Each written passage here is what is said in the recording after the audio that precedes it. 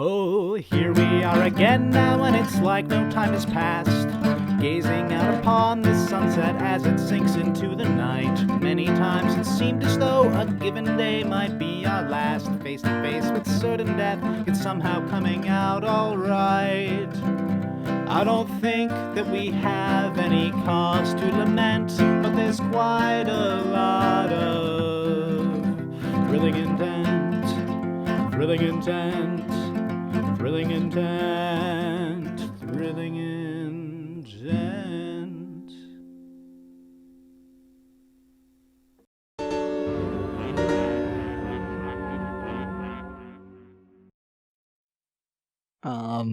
Do you think you should be poking at that pulsating mass without Marcus here?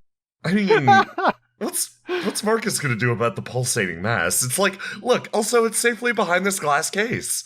Yeah, he clearly doesn't know how to treat a pulsating mass. Clearly not. I hate every word that has been said so far. Listen, Marcus is one of the smartest people in the entire world, but sometimes he needs that little bit of an extra explanation, or his area of expertise just doesn't quite cover it. Like, I'm the king of Duckland! For example, earlier when we told him to do your hair, he thought just refire your hair instead of do it up with that nice coiffed updo that he did.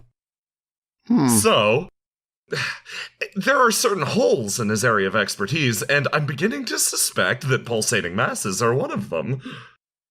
Pulsating masses and braiding hair. Yeah. Those are two. Everybody's got a weakness. Some people have two. The two turn back to the glass case and start poking again. I see. Well, Mercy slowly pulls herself up, and she's definitely getting a little more movement, but it's still quite stiff. I am not familiar with this. I came to the palace many times, and I don't recall this ever being brought up. Yeah, this room, your role didn't necessarily mean you would have a reason to come to what is functionally a wine cellar. That was reserved for mostly merchants and chefs, people who would serve the meals, etc. This room itself, and in fact this entire wing, is mostly utilitarian is the best description I've got, and an area of utility that you weren't personally participating in. So, this pulsating mass, undiscussed, is something a little surprising to you. Everybody peers in. So I'm gonna ask the obvious question. Do we take it out? Oh my god. Oh boy, Alright, the only person that had even an inkling of an idea is currently the king of Duckland, and I'd hate to interrupt his reign. So, I feel like...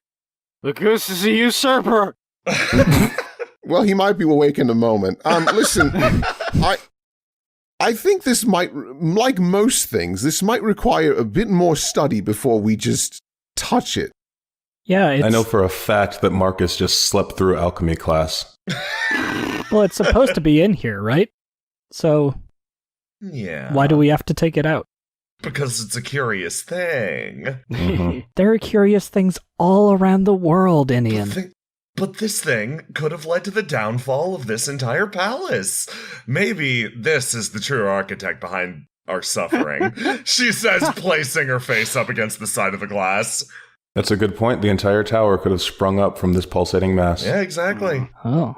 Or could have called it in, like, a few feet that way. Points up to where the tower fell. You never know.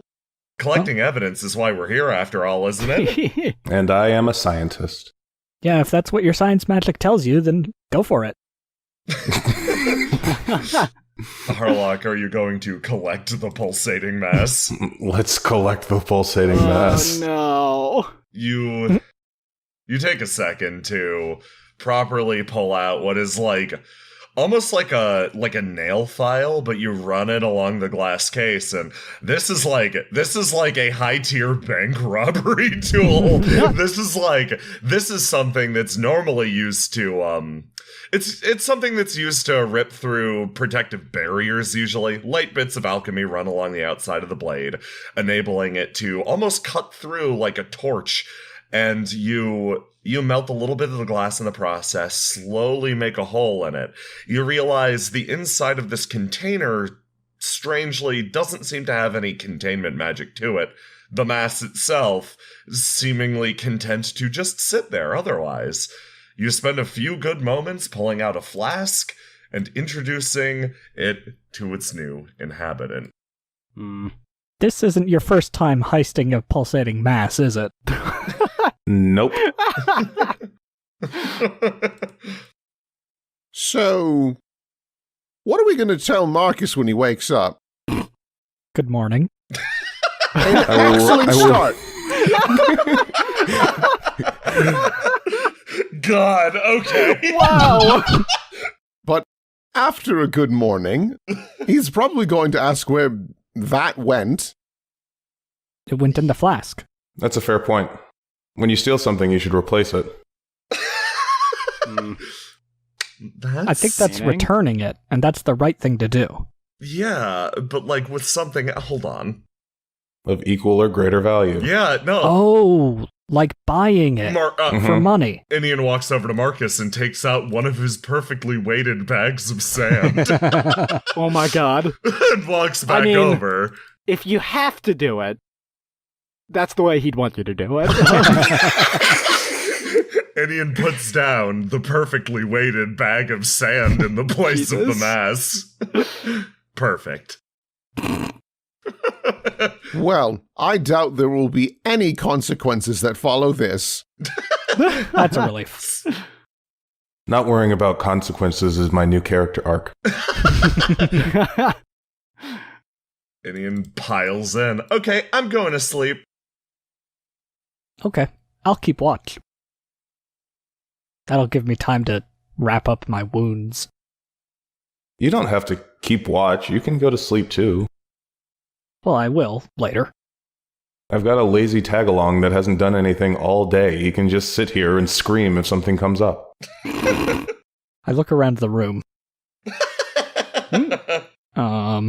I reach into my bag and pull out Homunculus. Oh, that guy. Hello. And I will stick him on this table. Oh, so that's what he's for. I do lots of things. I've been keeping track of time. Do you want to know the exact time? Not really. No, nobody is worthy of knowing the true time. Well, I will keep that to myself then. Holy shit. Okay. Yeah, Well- go to sleep. Do you want me to wrap you up into a burrito again? No, Oh. that would inhibit my sleep fighting. Then you should probably sleep in the corner over there. You see that Mercy is like gathering all of the red bottles and just like lining them up over where she was just a moment ago. All right, when it's bedtime, I'll just light all that on fire. Oh, so you do Wow. sleep. Of course I sleep. Did you? I'm trying to keep track of the things that you do and don't do. You're very interesting. Oh, well, thank you very much. I think you're quite fascinating as well. I am curious. How are you holding up? I know that, she looks over at Gregor and then, pops over. I know that earlier you were dealing with, well, depression. Oh yeah, And depression. And that's still very much a real thing. And I wanted to check up on you. I know it's only been a few hours, but still, a lot has happened. Yeah, I mean, we've kept pretty busy, so I haven't been able to think about it, which is usually my strategy. Ah, But this time, I'm not doing it to avoid it. I'm doing it because we have other things to do. I see. Well, all the same, sorry I brought it up then. It's just comes with the territory of being a mom, so. So, are you saying that you're a real mom or just a team mom? Oh. She smiles for a moment and frowns a bit. I'm a real mom. Go on. Well, I'm intrigued by the idea of offspring. Why did you say it like that? Tell me about your offspring. Harlock, dear, let me fill you in on something when you talk to a mother who's very proud of her children. You call them children. Not offspring, like they're like a young deer. Or Not spawn. Heavens, no! Okay. I'll keep note of that. I will even accept kiddos, little buddies, goobers. Goobers is a great one, but not offspring or spawn. Okay. Well, how many goopers do you have? She looks very pleased. I have 2. 2 goobers. How old are they? Oh, they're 5 years old at this point. They're growing like little weeds. Melody and Mallory. Mel and Mal. Oh, those are nice names. Oh, thank you. They're my little marshmallows. Oh. Ah, the 3 M's. Mm-hmm. It's very important. But That's right. You did mention that you have family that's somewhere safer. yes, actually. Which reminds me, it might not be a terrible idea if you were to meet my husband. He's actually a very talented alchemist. Really? Mm-hmm. I didn't expect that. No Oh, yeah. offense. I just don't expect that there's very many talented alchemists out there. Ah. Well, I like to think he's quite good. Admittedly, I don't know a large number of alchemists in the world, but It's a strange field. it is. I believe Inian compared it to majoring in cursive as a magician. Amazing. I see. I'd like to think he's a pretty good alchemist because it's a bit embarrassing, but children aren't something Forge ASMR are very good at, especially when it comes to having a human partner. We're a bit... Our core is a bit too warm, you see. So, my husband is very talented with alchemy, and, well, now we have a couple of goobers. So he's figured out the alchemical equation for goobers. I personally think it's his greatest discovery. I think that's a fair point. I've never even considered it. Goobers are very what about powerful. Homunculus, though? Yeah, that's kind of like my goober. That's a goop. You hear that, Homunculus? I'm pretending my best that I did not. Well, he's a good boy. He's my goop. Really? Well, that's positively... I must admit, I am not entirely familiar with what homunculus is. Well, a bunch of weird stuff like snails and I think I threw an octopus in there, a couple of different things, collection of toenails, Don't say puppy dog tails, you monster. teeth, puppy dog tails. I didn't collect them myself. They were prepackaged. So, obviously, I don't know alchemy exceedingly well. Why make him? Does he like being goop? Homunculus, how do you feel about being goop? The current status of my physical form is actually rather annoying, but I do like being alive, actually. It's rather nice. See? In my past, I went through some things, and I really dove headfirst into this whole alchemical field. I've always been interested, but there was a time where I just wanted to do everything I could. And, well, I didn't have a partner to work with, and I decided that I wanted to create life. So I did. I see. So, the reason I had goobers is a little different from how you made a gooper. I see. That's the difference between the B and the P. Fascinating. If you But that being said, similar to, I'm sure, the way that your goobers share a little bit of you in them, Homunculus shares a great deal of me in him. He actually has all of my memories up until the point of his creation. So, gone down some dark paths, and he kind of maintains a little bit of that humanity that I felt like I strayed from for a long time. Oh dear. But we're good now. I'm like the team mom here. I make sure Anian takes baths. You're bad at your job, Mumbles Marcus. Once a week is enough. I see. I am a little curious. You said that you put a lot into Homunculus. This is incredibly rude, so I apologize. Was part of that your arm?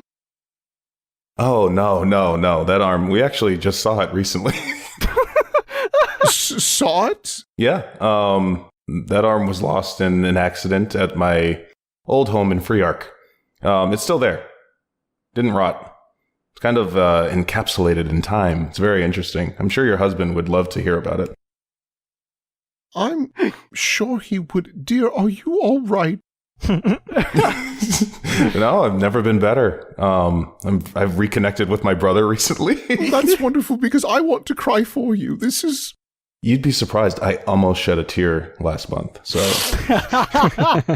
Mercy smells. That's wonderful. and I admitted to a feeling today. So this is growth. You did. Oh, you are making such stupendous progress. Thank you. Now I feel happy.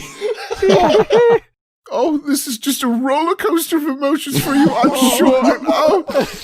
Oh my Yeah, goodness. it's actually a little bit too much. I'm feeling queasy. Oh, I'm sorry. Lay down, girl. Just lay back. And Mercy Yeah, I'm gonna just have to falls sit. backwards. This is fucking adorable and so funny. Wow. And almost just like that, you pass the time.